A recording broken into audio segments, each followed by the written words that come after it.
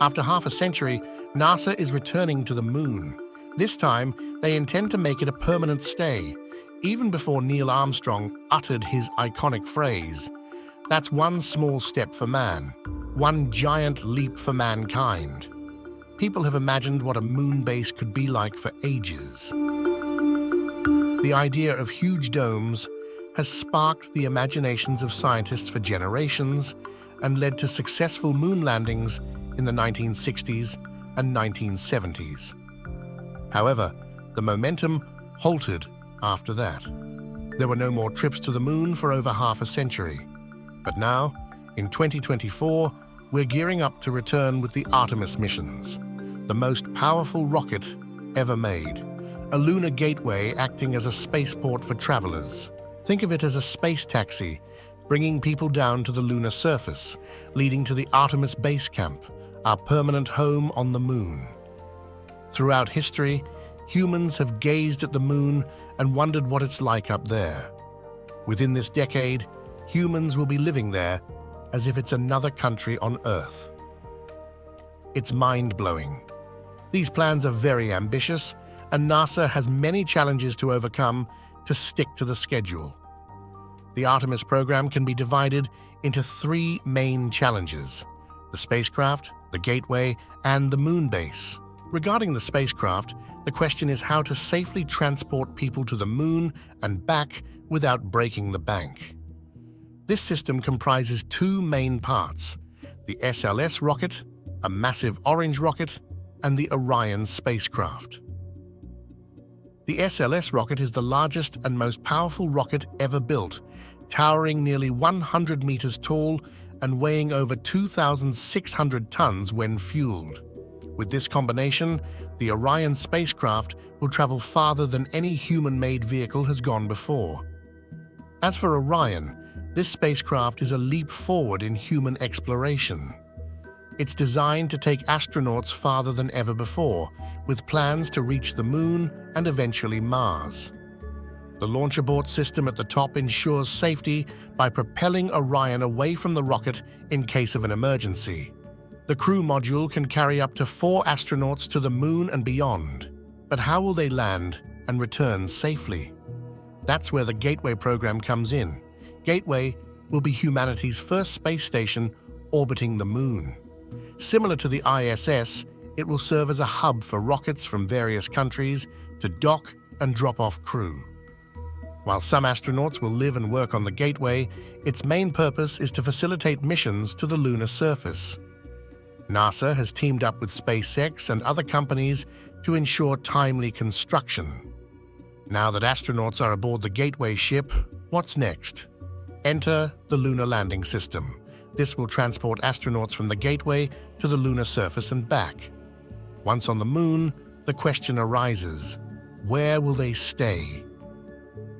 NASA plans to build a moon base, envisioning a futuristic lunar cabin, a rover for exploration, and even a mobile home. Over the next decade, they'll piece together a base capable of permanently supporting humans on the lunar surface.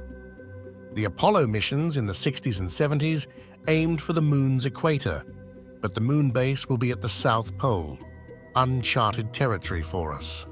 Despite the challenge, the South Pole is ideal because of its abundant water ice, essential for human survival.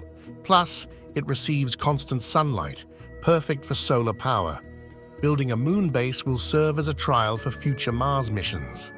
We need systems to sustain astronauts independently in distant environments. There's still much to learn about the effects of prolonged space travel on the human body. Radiation and gravity changes pose significant challenges. The Artemis missions aim to unravel these mysteries, paving the way for humanity's expansion into space. Just like the Apollo missions unfolded over several years, the Artemis missions will follow a similar trajectory. Artemis 1 is set to launch on November 16, 2022. This unmanned mission will test the SLS rocket and the Orion spacecraft, flying out to the moon and returning to Earth, landing in the Pacific Ocean. Lasting a total of 25 days, Artemis 1 sets the stage for Artemis 2, scheduled for launch in 2024. This time, with a crew on board, they will repeat the journey to the moon, orbiting before returning home. Then, in 2025, Artemis 3 will make history by landing humans on the moon for the first time since 1972. If successful, Artemis plans to send missions to the moon annually to advance research and build the moon base. Now that we know their plans, there's still one lingering question. Why bother going back to the moon when we already did it 50 years ago, and it seemed pretty dull anyway? It might seem like we've done everything there is to do up there, but in reality, we've barely scratched the surface.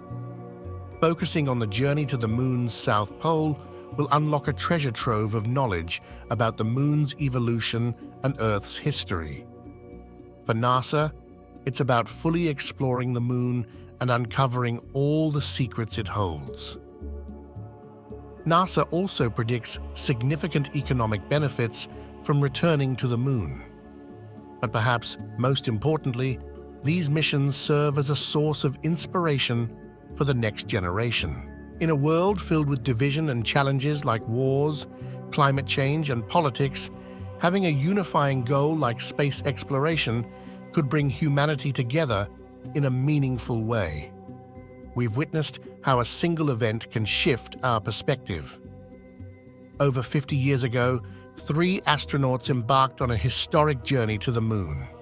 As they circled the moon, they captured a remarkable image known as the Earthrise. This iconic photo of our planet sparked the environmental movement, inspiring millions to protect our fragile homes. But these missions represent more than just inspiration. They signify humanity's first steps towards leaving Earth behind. In the next decade, there will be humans living beyond our planet for the first time in history. This endeavor is one of the most incredible feats ever undertaken by humans and will be remembered for millennia to come.